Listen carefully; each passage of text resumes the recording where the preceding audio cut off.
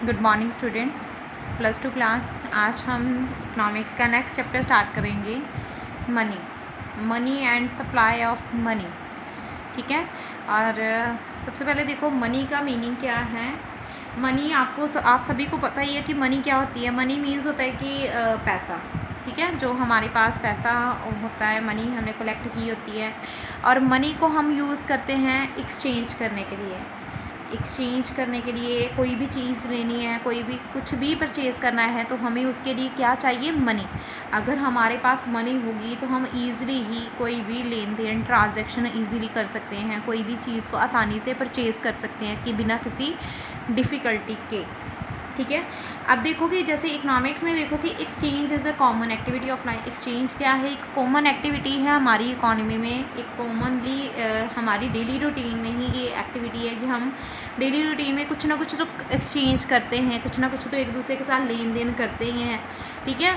तो वो एक्सचेंज किसके ऊपर डिपेंडेंट है? मनी के ऊपर। ठीक है। We depends upon each other for satisfaction of our wants. हमने अपने आप वांट्स को पूरा करना है, हमने अपनी ज़रूरत को पूरा करना है, तो उसके लिए हमें एक दूसरे के साथ अगर एक्सचेंज करेंगे, लेन देन करेंगे, तो तभी ही हम अपनी ज़रूरतों को पूरा कर सकते हैं। ठीक है। Goods and services are exchange because of their interdependent. Goods and services जो भी इंटरचेंज किए जाते हैं, एक्सचेंज किए जाती हैं, ये सारी चीज़ें एक दूसरे पे डिपेंडेंट हैं, क्योंकि जो ह्यूमंस की वांट्स हैं वो हैं अनलिमिटेड वांट्स हैं। गुड्स एक्सचेंज डायरेक्टली करते हैं। पहले बच्चे सारा एक्सचेंज का मीनिंग समझा रहे हैं कि एक्सचेंज क्या है। कि एक्सचेंज हम डेली लाइफ में करते हैं, रोज़मर्रा जीवन में कुछ ना कुछ एक दूसरे के साथ एक्सचेंज करते हैं। एक्सचेंज गुड्स एंड सर्विसेज का करते हैं। एक्सचेंज अगर एक्सचेंज करेंगे तो तभी हमारी ज़रूरतें पूरी होंगी, हम अपनी ज़रूरत को सेटिस्फाइड कर सकते हैं, वांट को पूरा कर सकते हैं, क्योंकि ह्यूमंस की जो हैं ज़रूरतें क्या हैं? बहुत ज़्यादा अनलिमिटेड है। ठीक है। ज़रूरतें अनलिमिटेड हैं, बट रिसोर्सेज क्या हैं उनके पास? Limited.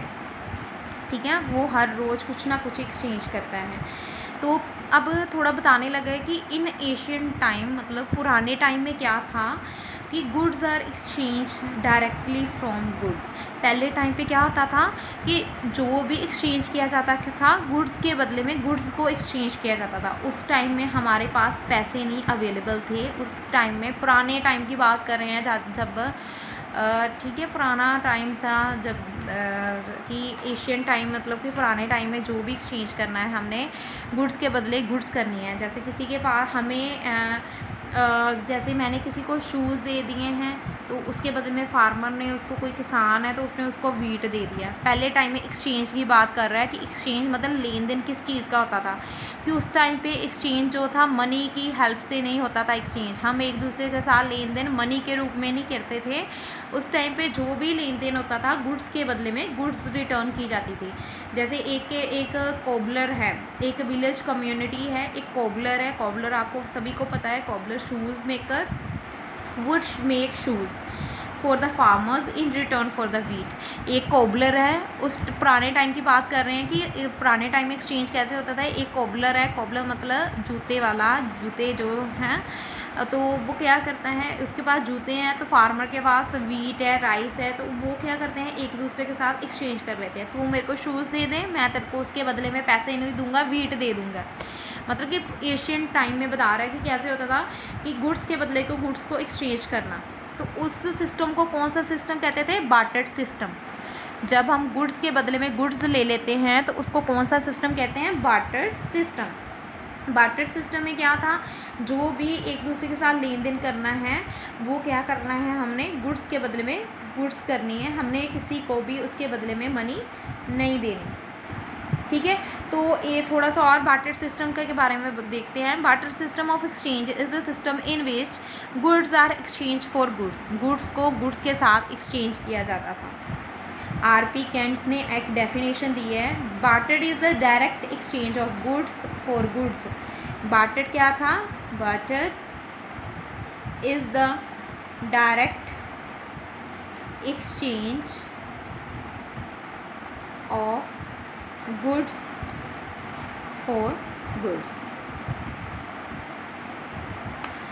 Barter is direct exchange of goods for goods. Barter system में क्या था, आर.पी. केंट का कहना था। आर.पी. केंट ने डेफिनेशन दी है। बच्चे जब भी डेफिनेशन लिखनी है तो उसका राइटर ज़रूर मेंशन करना है, राइटर मेंशन किए बिना डेफिनेशन नहीं लिखनी, ठीक है। Barter system is direct exchange for of goods for goods. Goods के बदले में गुड्स एक्सचेंज की जाती है विदाउट यूज़ ऑफ मनी। इसमें कोई भी मनी को यूज़ नहीं किया जाता, ठीक है।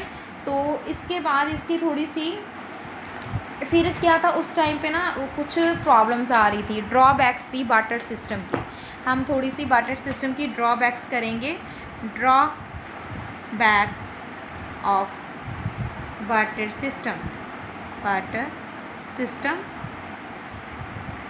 सिस्टम की ड्रॉबैक्स हैं। फर्स्ट ड्रॉबैक है कि trading cost of barter exchange, sorry पहला है difficulty of double coincidence of wants, coincidence of wants, ठीक है। उसमें क्या था कि डबल कॉन्सिडेंसीज ऑफ वांट्स का मतलब होता है, जैसे देखो एक मिस्टर ए है और एक है मिस्टर बी, ठीक है, और एक है मिस्टर, देखो मिस्टर ए ने, ठीक है, मिस्टर बी को गुड्स एक्सचेंज की है, बट इसमें एक प्रॉब्लम क्या आती है, it is difficult to find a person. अब हमने कहा ए पर्सन बी पर्सन के साथ, ए पर्सन जो है बी पर्सन के साथ एक्सचेंज करेगा, ठीक है, गुड्स को एक्सचेंज करेगा, बट कहता कि बड़ी डिफ़िकल्टीज़ क्रिएट होती हैं एक दूसरे के साथ गुड्स को एक्सचेंज करना, क्योंकि सबसे पहले तो हमें वो पर्सन ढूंढना पड़ता है कि जो हमें चीज़ चाहिए वो दूसरे पर्सन के पास अवेलेबल हो। बार्टर सिस्टम में था हमने एक दूसरे के साथ एक्सचेंज कर लेना है, तो कहता कि बट हमें फाइंड आउट करना पड़ता है कि वो वांट्स यूअर हॉर्स। अब मेरे पास हॉर्स है तो मैंने हॉर्स को सेल करना, तो पहले मैं ये ढूंढूंगी कि किस पर्सन को हॉर्स चाहिए, तो फिर ही एक्सचेंज करूँगी। तो कहता है कि डबल कॉन्सिडेंसी की प्रॉब्लम आती है कि सबसे पहले तो हमें ढूंढना पड़ता है कि कौन सा पर्सन है जिसको वो चीज़ चाहिए। फिर क्या है trading cost, trading cost of barter system. उसमें ट्रेडिंग कोस्ट के 2 कंपोनेंट्स हैं, एक सर्च कोस्ट मतलब अभी बताया कि हमें पहले टाइम वेस्ट होता है, इसमें इसके 2 पॉइंट्स हैं, एक है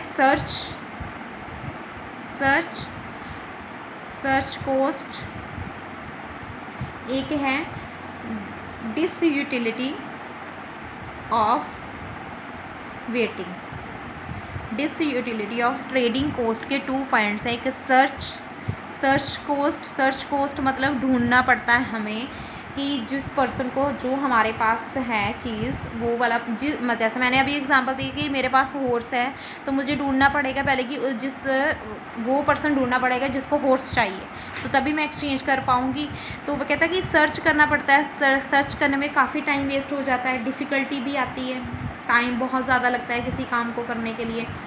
डिसयूटिलिटी ऑफ वेटिंग, काफ़ी टाइम पर one who is ready to buy what you want to sell and wants to sell what you are ready to buy, inconvenience है। कहता कि डिसयूटिलिटी कई बार हमें वेट करनी पड़ती है, कई बार हमें देखना पड़ता है कि जो हम चीज़ देना चाहते हैं वो दूसरा बंदा ख़रीदने के लिए भी तैयार है।